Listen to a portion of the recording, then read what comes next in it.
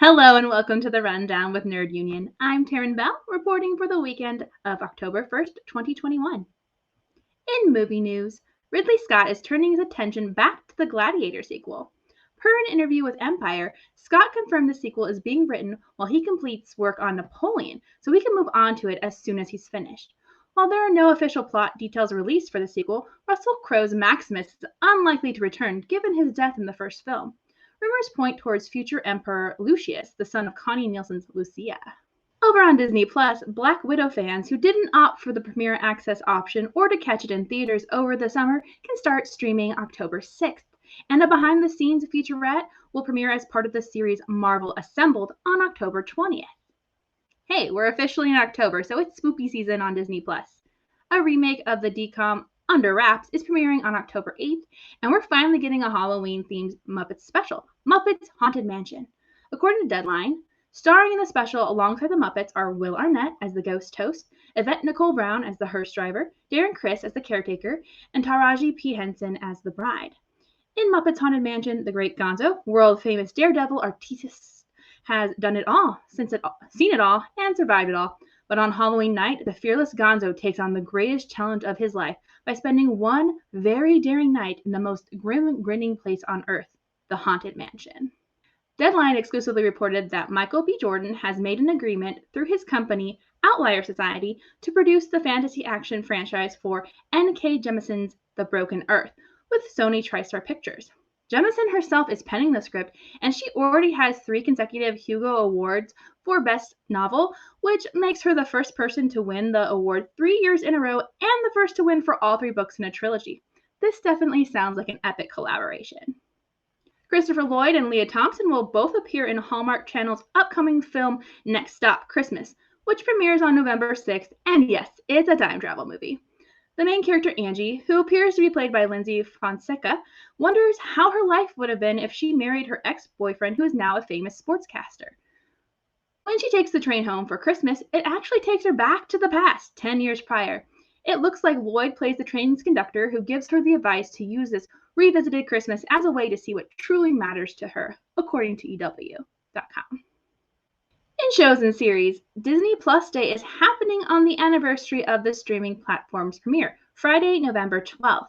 It's going to be full of specials including Shang-Chi and the Legend of the Ten Rings, Jungle Cruise, Home Sweet Home Alone, which is a reimagining of the Home Alone franchise, a special celebrating the MCU, and a special on the origins and legacy of Boba Fett. Speaking of our favorite legendary bounty hunter, StarWars.com has officially announced that the Book of Boba Fett will drop on Disney Plus for Wednesday, December 29th. Picking up from the end credit teaser from The Mandalorian second season, this story follows Boba Fett and Fennec Shan taking over the underworld crime syndicate based in Tatooine that was previously run by Jabba the Hutt. As first reported by Variety, WandaVision star Kathryn Hahn has been tapped to play the late Joan Rivers in a limited series on Showtime titled The Comeback Girl.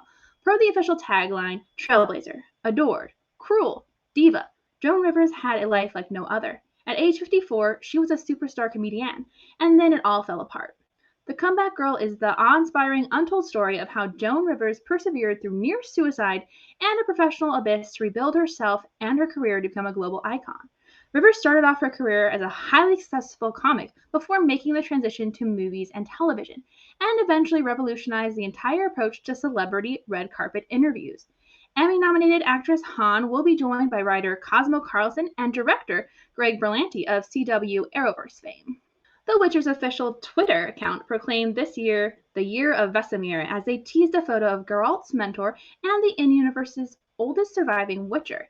The tweet is pretty spot on, since the franchise featured Vesemir earlier this year as the lead character in the Witcher animated movie, The Nightmare of the Wolf, that debuted back in August. That film was so successful that it's greenlit another animated series, though no word yet whether it will feature Vesemir or another character from the burgeoning universe of Witcher. Netflix series Another Life has created a mini Battlestar Galactica reunion of sorts.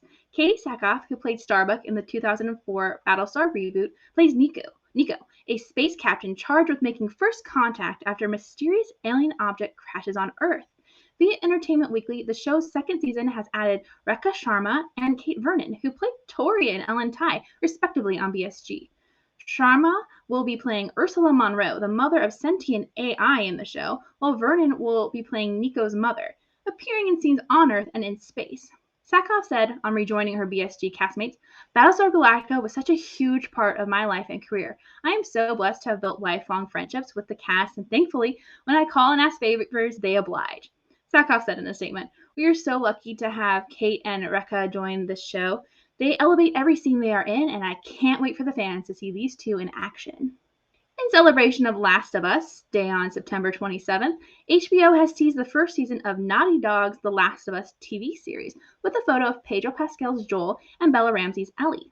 The shot of them is reminiscent of promo images from the first game's release, and game creator Neil Druckmann went on to say, "When I first saw them on set in full costume, I was like, holy it's Joel and Ellie."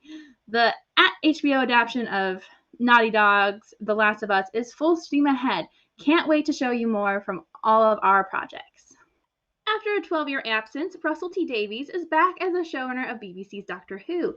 Davies was the main advocate for reinvigorating the franchise, which premiered in 2005. I think he will definitely give this series an anchored presence as they transition into recasting the Doctor as Jodie Whittaker wraps up her time.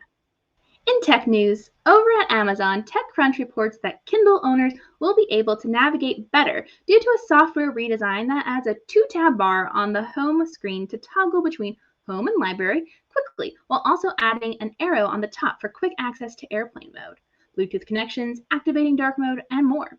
Many of the newer Kindles have already updated to the latest version, and any user that currently owns a Kindle made after 2015 is eligible for the update. According to The Verge, there's a new look coming to Kindle Paperwhite that will feature a larger, brighter 6.8-inch e-ink display with adjustable color temperature, USB-C charging, faster processing that culminates in additional weeks of battery life. Tesla owners can now request a beta of their full self-driving option, provided that Tesla deems your driving habits are safe based on your car's data. Per Engadget, owners can sign up for the beta, and after a week of data collection from Tesla monitoring your driving habits, users will be able to start testing the 10.1 beta.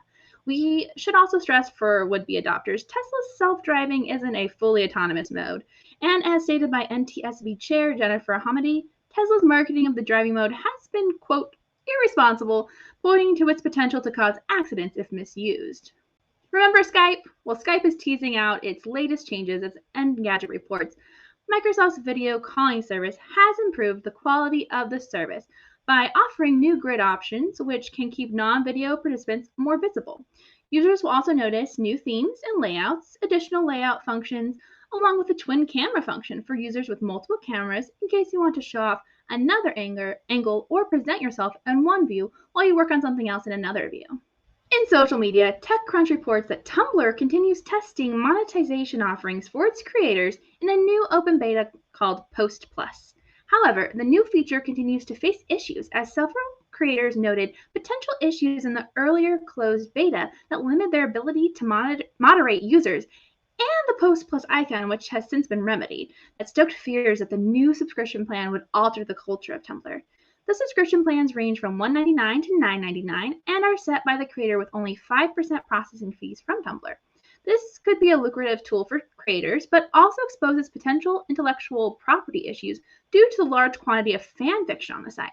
It's already led to a major backlash from Tumblr users and remains a highly ranked topic on the website. Want to support your favorite video creators on Facebook? A new beta called Reels recently wrapped up that offers new tools and features to iOS and Android Facebook creators who shoot different types of videos as a direct response to TikTok's offerings. According to TechCrunch, Facebook plans to devote over $1 billion to its creators heading into 2022 as part of their Reels Play program that could reward highly viewed videos, though there's no word yet on how much creators can earn. YouTube has finally updated its policy to allow bans on medical misinformation regarding vaccines.